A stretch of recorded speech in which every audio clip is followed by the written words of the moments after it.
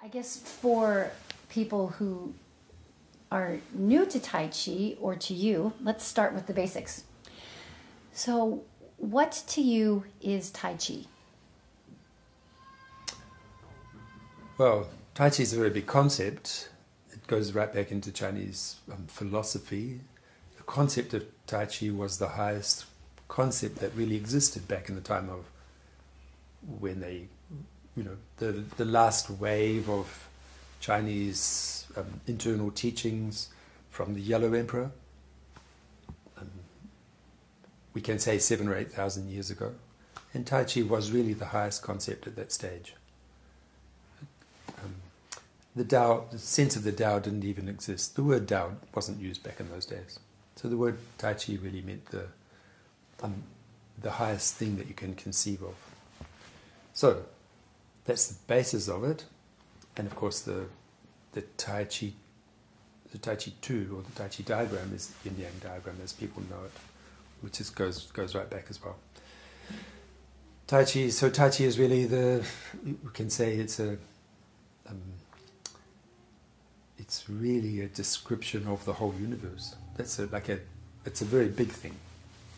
And then it was given to the more defined sort of art, the art of Tai Chi, only, we don't know how long ago, between 750 and 150 years ago. Nobody knows exactly when. There's records of it being given to Yang Lu Chan in the Emperor's Palace, maybe 150 years ago, 130 years ago. That's a little bit of the history. Just to take it from another point of view, Tai Chi as people know it is really a part of the system for internal development, just like yoga is a part of system for internal development. That's why it was created. It came out of the Daoist temples. It wasn't just created as a martial art. It wasn't created as a martial art and then people tried to use it for internal development. Any more than yoga was created as a body beautiful thing and then people tried to use it for internal development. It's exactly the same. There's no question that yoga came from a very high place and it was intended for internal development. And it has the yoga that starts with the body, then the yoga that goes to the body's energy, then the deep emotions, and then the deep mental, and so on, and then beyond. And that's a clear path of yoga. No one says yoga started as a health and beauty, and then they tried to make a spiritual path out of it. Some people say that about Tai Chi, but it's not true. It started in the same way as yoga. That's to say, it was a part of the internal development of the Taoists. And then, just like the majority of people now take yoga as something for the body, a little bit of the mind, it's really lost its true connection. The same with Tai Chi. A lot of people have just taken it as a little bit of health or some self-defense. But that was not its original intention. So what makes the system that you teach different than the other Tai Chi systems you just explained that have lost their path? Well, the big difference, of course, is in the motive for doing it. So I began Tai Chi looking for an internal path, a path of internal development. That's how I began it. And so I met the teachers for whom that was true. And if you begin it as a martial art, you'll meet martial art Tai Chi people who've only taken a very small element of it. And if you begin it for your health, you'll meet teachers who've only done it for the health and taken it in that very small way, just like for yoga. So I sought out teachers I really sought out teachers who knew something about the true internal training. That's to say, people who'd learned for a long time from their teachers who'd learned from a long time, back in chains of knowledge that came down from above. and I wasn't looking just for an average, like local, community center yoga class, Tai Chi class. That didn't interest me at all. So I sought out the people who were fully involved for a long time, with good teachers on a good path.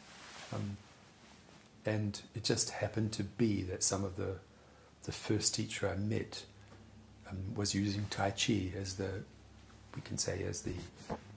physical introduction to the path. So you talked about something from above, and then I think about the individual. So do you think that there's a deeper reason why each individual may want to or should develop their inner selves? Or is it just merely so each person can feel better and be happy or feel at peace? There's not the slightest doubt in my mind that people come onto the earth with one purpose, and that's for for spiritual evolution, for their internal growth. That's the purpose on people coming here. But they quickly forget, because the body and the brain consciousness is so strong that they just get lost in the outer world from a very early stage. And part of that problem is that all of the impressions coming in from their parents, from the schools, from the television, from the news, from the things they see, is coming in on a very, very low level, a very physical oriented level. And there's not that many high impressions that they receive. And so very quickly their inner knowledge of why they're here, because every person comes in with that inner knowledge, is buried under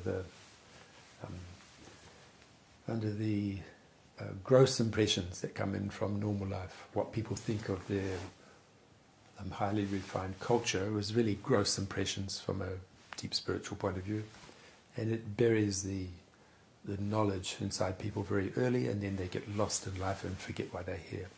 But there's no question that the purpose, everyone comes onto the earth, is for their internal evolution. So why do some people not choose to internally evolve, and why is it so hard to do it? Why do people not choose it? It's a very difficult question to answer, because there's so many different situations for the people that come in. I think that an individual doesn't escape the conditions created by the whole of humanity. So we don't come in free from all of the effects of the other humans.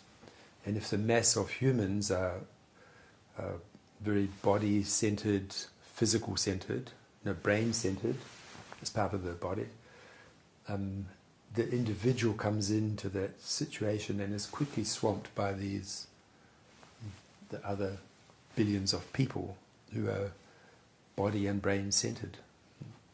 And so that's one of the things that you can't. It's difficult for individuals to escape, you might say, the group karma of the whole of the human race.